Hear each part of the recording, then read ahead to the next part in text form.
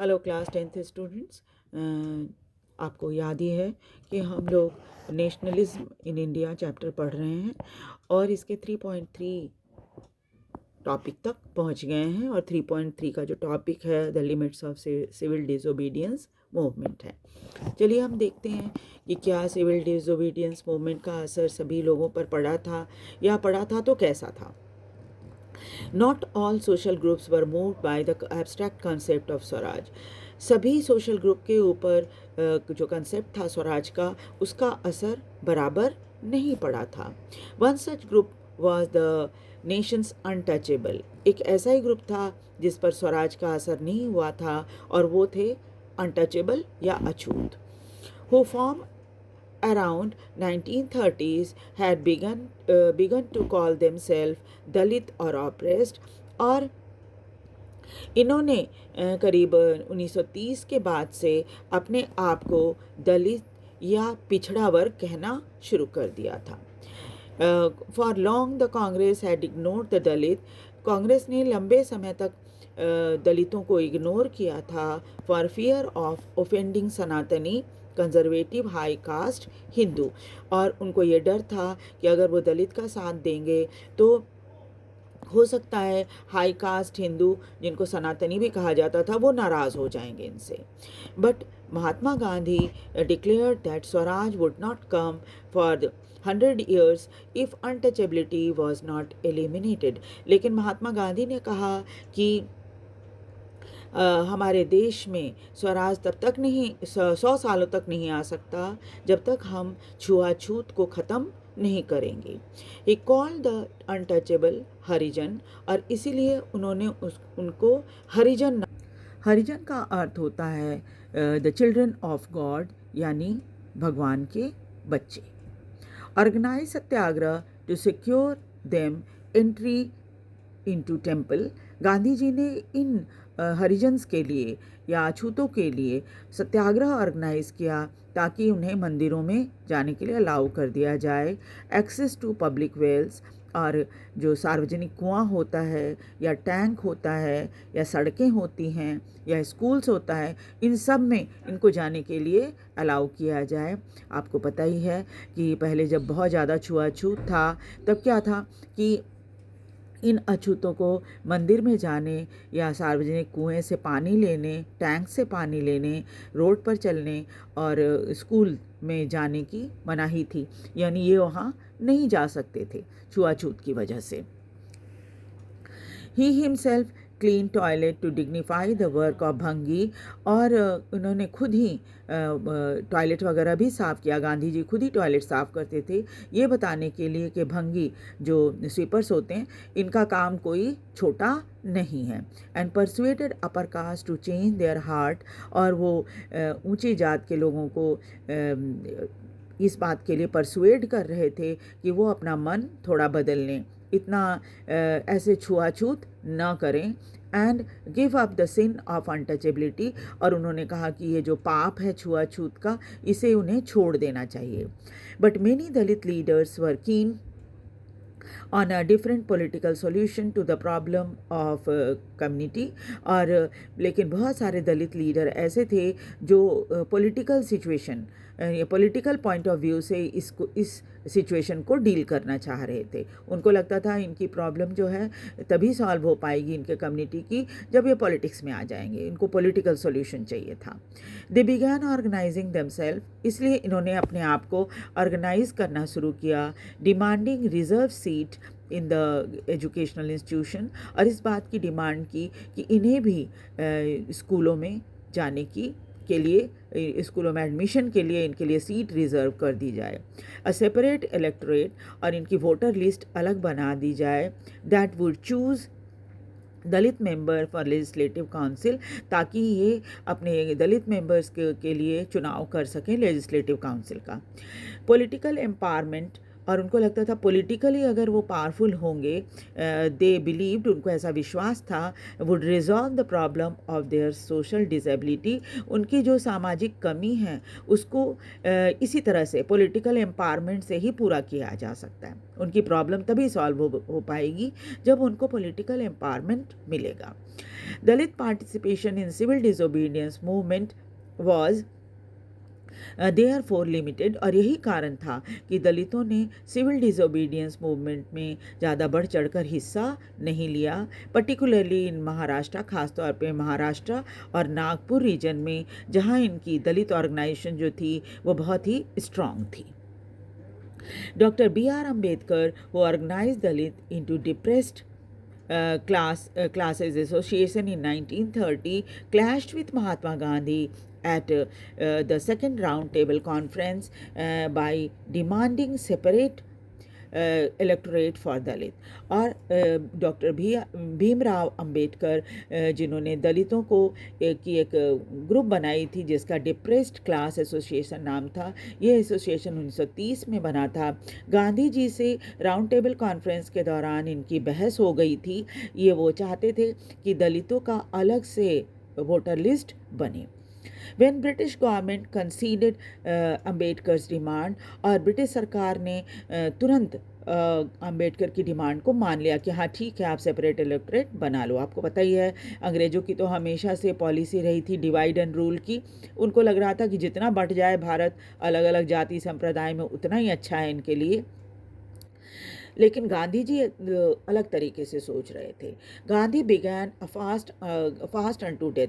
तब गांधी जी ने क्या किया, जब अंबेडकर ने ये कहा कि हमें दलित वोटर लिस्ट अलग चाहिए और अंग्रेज़ों ने उनकी बात मान ली, तो गांधी जी ने आमरण अनशन शुरू कर दिया। ही believed that separate electorate for Dalit would slow down the process of their integration into society. और उनको लगता था कि अलग से अगर वोटर लिस्ट बन गई तो दलित जो है वो कभी भी पूरी तरह से समाज में घुल मिल नहीं पाएंगे। Ambedkar ultimately accepted Gandhi ji position. अंत में अंबेडकर को गांधी जी की बात माननी पड़ी and the result was Poona Pact of September 1932। और फिर गांधी जी और B.R. अम्बेडकर के बीच एक समझौता हुआ जिसको पूना पैक्ट के नाम से जाना जाता है, पूना पैक्ट ऑफ सितंबर 1932। इसमें क्या कहा गया था? It gave the depress classes later to be known as schedule caste reserve seat in the provincial and central legislative council. और इसमें क्या कहा गया, इन डिप्रेस्ड क्लास को, यानी जो अछूत थे, उसको बाद में उनका नाम जो है शेड्यूल कास्ट रखा गया और इनको रिजर्व सीट मिली प्रोविंशियल और सेंट्रल लेजिस्लेटिव काउंसिल में। But they were to be voted by the general electorate. लेकिन वोटिंग जो है वो सभी करेंगे, ये नहीं कि सिर्फ जो अछूत हैं वही करेंगे, बल्कि जनरल कैटेगरी के लोग भी इनको वोट देंगे और अछूत भी वोट देंगे। The Dalit movement, however, continued to be apprehensive of Congress led national movement। लेकिन कभी भी दलित जो है वो कांग्रेस पर भरोसा नहीं कर पाए जो राष्ट्रीय आंदोलन कर रहा था। Some of Muslim political organizations in India were also lukewarm in their response to the civil disobedience movement। और सिविल डिसोबीडियंस मूवमेंट में हिस्सा लेने में मुस्लिम पॉलिटिकल ऑर्गेनाइजेशन भी बहुत उत्साहित नहीं थी। After the decline of the non cooperation खिलाफत मूवमेंट, जब थोड़े समय के बाद नॉन कोऑपरेशन खिलाफत मूवमेंट धीमा पड़ गया, a large section of Muslim felt alienated from Congress. बहुत सारे मुस्लिम जो थे वो ये कांग्रेस से अपने आप को अलग महसूस करने लग गए। From the mid-1920s, the Congress came to be more visibly associated with openly Hindu religious nationalist group like the Hindu Mahasabha। और 1920 के बाद तो बिल्कुल साफ लगने लगा था कि कांग्रेस जो है वो हिंदू धर्म से जो राष्ट्रवादी हैं, हिंदू धर्म वाले राष्ट्रवादी हैं, उन ग्रुप उनके साथ ज़्यादा जुड़ा हुआ है, जैसे हिंदू महासभा था उस समय। यानी इनको साफ दिखने लगा था कि कांग्रेस जो है वो हिंदुओं से के ज़्यादा करीब है। As the relation between Hindu and Muslim worsened, फिर धीरे धीरे करके, आपको पता ही है ना कि जब स्वतंत्रता की लड़ाई हो रही थी और ये बात चल रही थी कि मुस्लिम जो है अलग देश मानेंगे, तो मुस्लिम और हिंदू के बीच में जो रिश्ते थे वो बहुत ख़राब होने लग गए। Each community organise religious procession, हर कम्युनिटी, हिंदू भी और मुस्लिम भी, ये लोग धार्मिक जो है जुलूस निकालते थे विथ मिलिटेंट फर्वर, ऐसा लगता था जैसे कि लड़ने के लिए बिल्कुल तैयार हैं, एंड प्रोवोकिंग हिंदू, और इसे क्या करते थे, उकसाते थे कि लड़ो। हिंदू मुस्लिम कम्युनल क्लैशेस, और यही कारण था कि कई जगह हिंदू मुस्लिम कम्युनल क्लैशेस हुए। Right in the various cities, बहुत सारे शहरों में तो दंगे भी हुए। Every right depend the distance between the two communities, और हर दंगे के बाद इन दोनों धर्मों के बीच में दूरियां बढ़ने लगी थीं। Congress and Muslim League made the effort to renegotiate the alliance in 1927. Congress और मुस्लिम लीग ने कोशिश की कि 1927 में कि भाई मेल मिलाप हो जाए। It appeared that such unity could be forged, और उसके बाद लगने भी लगा था कि हाँ ये यूनिटी हो जाएगी। The important difference were over question of representation in the future assembly, और एक प्रश्न जिसके ऊपर इन दोनों के बीच में जो विचारों का फ़र्क था वो था कि फ्यूचर असेंबली जो बनने वाली है उसमें किसको कितनी सीट दी जाए, and were to be elected, और कैसे उनका इलेक्शन होगा। Muslim Muhammad Ali Jinnah, one of the leader of Muslim League, Muhammad Ali Jinnah जो कि मुस्लिम लीग के लीडर थे, was willing to give up the demand of separate electorate. उन्होंने कहा कि जिस तरह से दलित मांग रहे थे सेपरेट इलेक्टोरेट, उसी तरह से मुस्लिम लीग के मन में भी ये सेपरेट इलेक्टोरेट की डिमांड थी, लेकिन उन्होंने कहा कि if Muslim were assured reserve seat in the central assembly, लेकिन उन्होंने कहा कि हम ये डिमांड छोड़ देंगे अगर मुस्लिम्स को ये पक्का कर दिया जाए कि सेंट्रल असेंबली में उनके लिए सीट रिजर्व रहेगी, and representation in proportion to population in the Muslim dominating provinces Bengal and Punjab, और उन इलाकों के लिए ख़ास तौर पे जहाँ पर मुस्लिम ज़्यादा संख्या में रहते हैं, जैसे बंगाल जो बाद में पूर्वी पाकिस्तान बना, और पंजाब जो कि बाद में पश्चिमी पाकिस्तान बना था। तो इन दोनों इलाके ऐसे थे जहाँ पर मुस्लिम की संख्या ज़्यादा थी, तो ये चाह रहे थे कि इनको इसी हिसाब से, यहाँ की पॉपुलेशन के हिसाब से इनको सीट रिज़र्व करके दे दी जाए। Negotiation over the question of representation continued, और इसलिए कांग्रेस और मुस्लिम लीग के बीच में बातचीत चल रही थी, but all hopes of resolving the issue at the all parties conference in 1928 disappeared when M.R. Jayakar of Hindu Mahasabha strongly oppose effort at compromise. लेकिन ये सारे जो उम्मीदें थीं वो ऑल पार्टी कॉन्फ्रेंस जो कि 1928 में हुआ था वो ख़त्म हो गया जब M.R. जयकर जो कि हिंदू महासभा के बहुत ही महत्वपूर्ण लीडर थे, उन्होंने इस एफ़र्ट को मना कर दिया। यानी कि उन्होंने कहा कि नहीं, इस तरह की कोई कॉम्प्रोमाइज़ हम नहीं करेंगे। When the civil disobedience movement started, there was thus an atmosphere of suspicion and distrust between communities. इसलिए जब सिविल डिसोबीडियंस मूवमेंट को गांधी जी ने शुरू किया तो इन दोनों कम्युनिटीज़ के बीच में आपस में अविश्वास और शक का भाव था। एलिनेटेड फ्रॉम कांग्रेस से अलग होने के बाद large section of Muslim could not respond to the call for united struggle. ज़्यादातर मुस्लिम लोगों ने जो गांधी जी ने कॉल किया था कि सब मिलकर लड़ेंगे, उस पर उन्होंने गौर करना छोड़ दिया। Many Muslim leaders and intellectuals expressed their concern about the status of Muslim as a minority within India. और बहुत सारे मुस्लिम लीडर ये सोचने लगे कि भाई हम जो हैं, हमारी स्टेटस जो है वो माइनॉरिटी के रूप में भारत में रहेगी. दे fear that the culture and identity of minority would be submerged under the domination of Hindu majority. और उनको ये भी लग रहा था कि हिंदू मेजॉरिटी के बीच में उनकी जो अपनी आइडेंटिटी है वो ख़त्म हो जाएगी. अब चलिए हम लास्ट पार्ट में आ जाते हैं, the sense of collective belonging. इसका मतलब क्या होता है कि कैसे हम एक सूत्र में बंधे, कैसे ये चीज़ लोगों के मन में डाली जाए.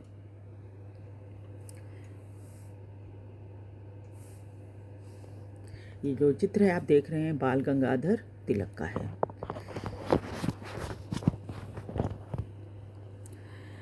Nationalism spread when people began to believe that they are all part of the same nation.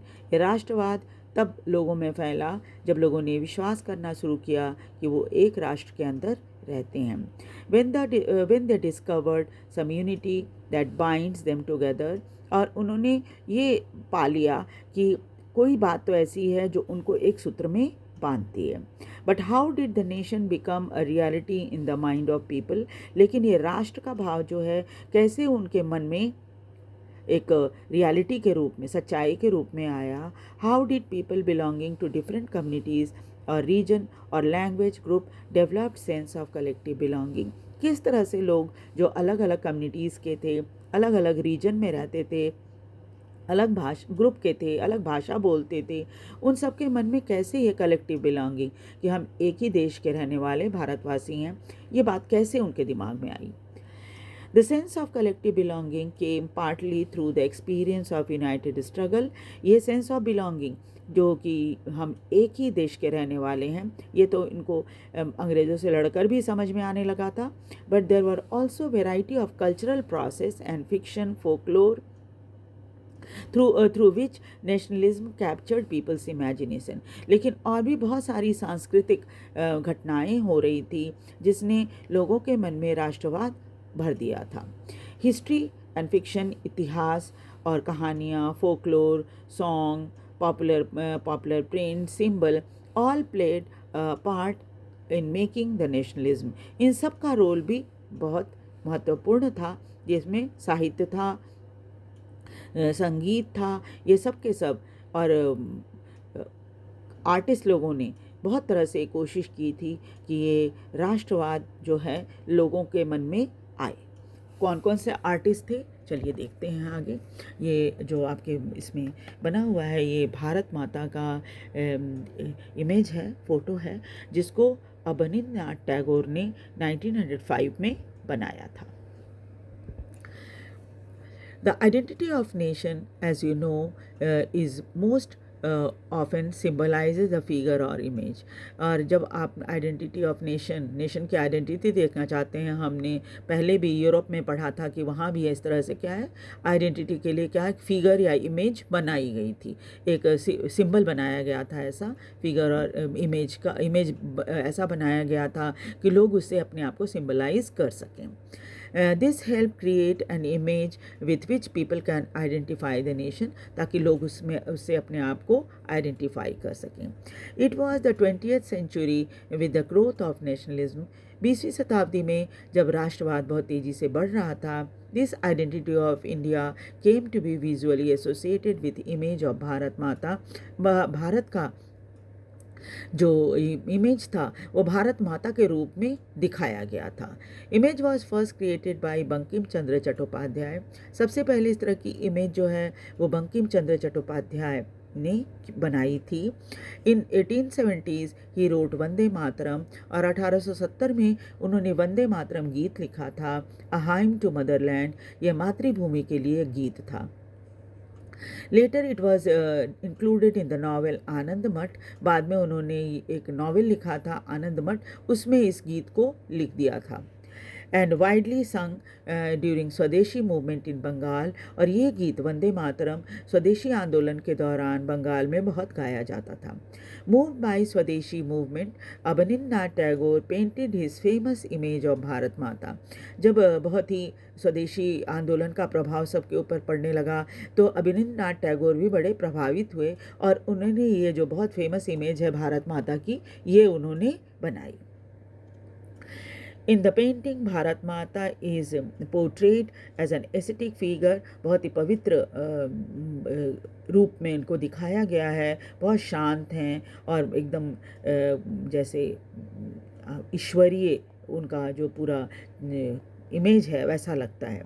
In subsequent year the image of Bharat Mata acquired many different form. बाद में बहुत सारे कलाकारों ने भारत माता की इमेज बनाई as it circulated in popular print, क्योंकि तब क्या था, प्रिंटिंग आ गया था और फोटो छपती थी, लोगों तक पहुंचती थी।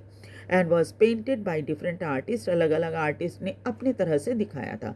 जब भारत गुलाम था तो उस समय क्या था, भारत माता को अक्सर चेन से बंधा हुआ दिखाया जाता था।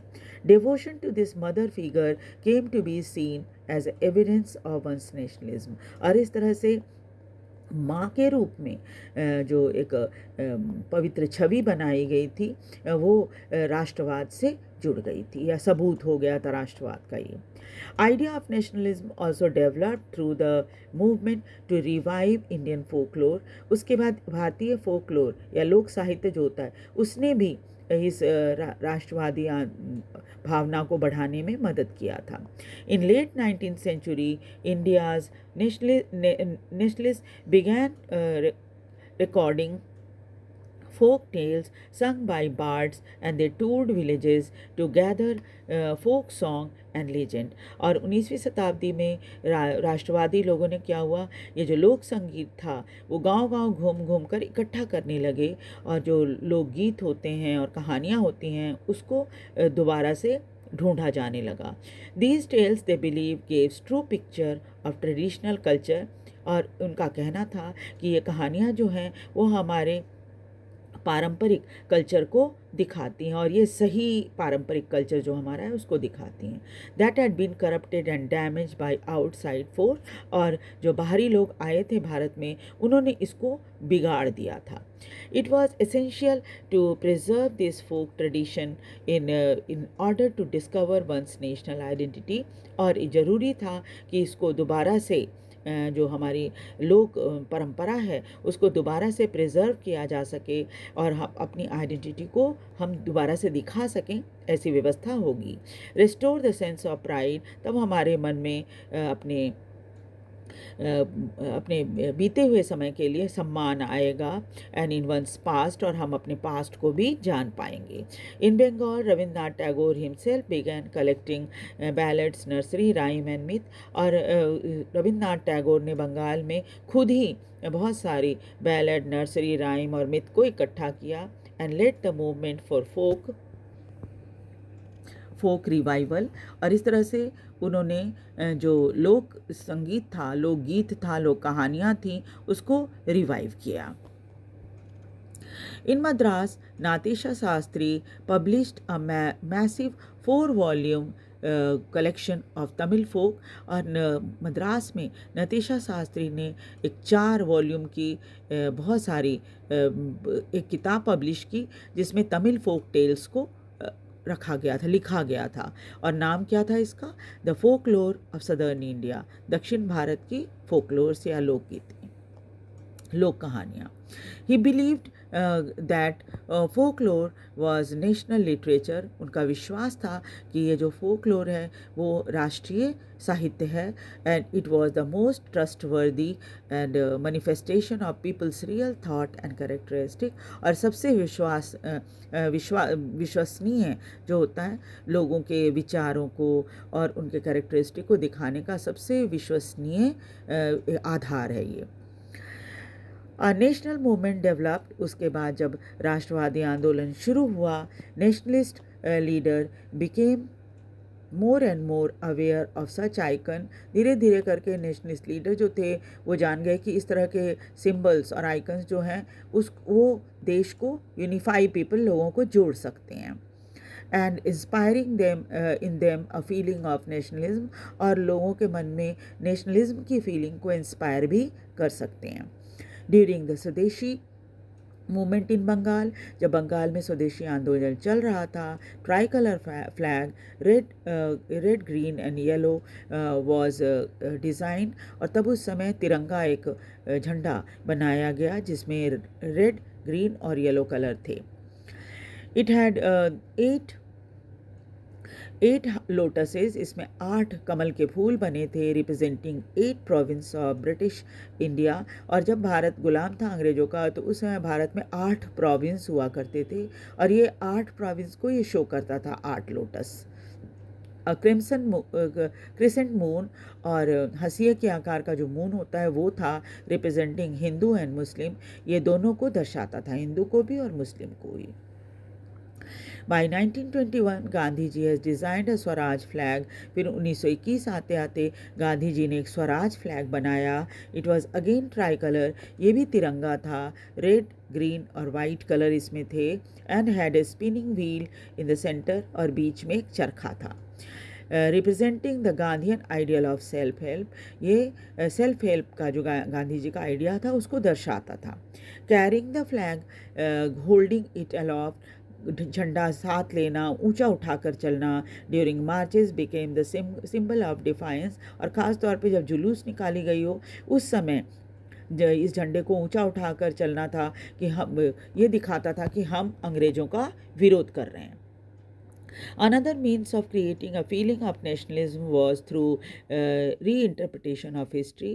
एक और तरीका जो था नेशनलिज्म को लाने का वो था इतिहास को दोबारा से याद करना। By the end of 19th century, many Indians began feeling that that to install a sense of pride in the nation, Indian history had to be thought about differently. अगर हम लोगों के मन में अपने इतिहास के प्रति जागृत करते हैं, उनके लिए गर्व ऐसा करें कि वो गर्व महसूस करें अपने इतिहास को, तो इतिहास को सुनकर, तो ये भारतीय इतिहास को दोबारा से हमें अलग तरीके से लोगों को दिखाना पड़ेगा। The British saw Indian as backward and primitive, अंग्रेज़ तो हमेशा से भारतीयों को बहुत पिछड़ा हुआ और बहुत ही असभ्य बताते थे।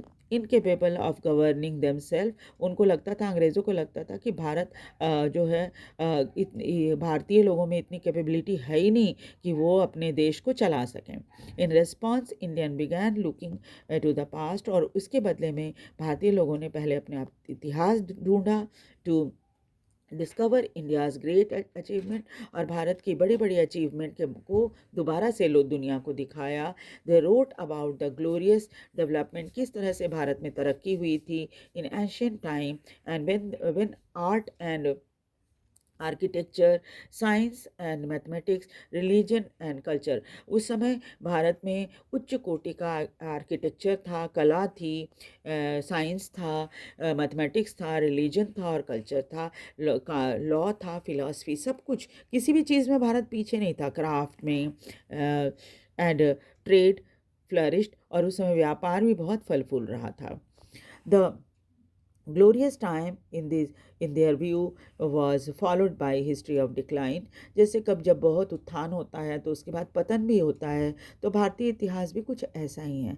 when India was colonized, उसके बाद जब पतन के समय में भारत अंग्रेज़ों का गुलाम हो गया, and these nationalist histories urge the reader to take pride in India's great achievement, और तब इतिहासकारों ने ये बताया कि भाई हमें अपने इतिहास को याद करके गर्व करना चाहिए।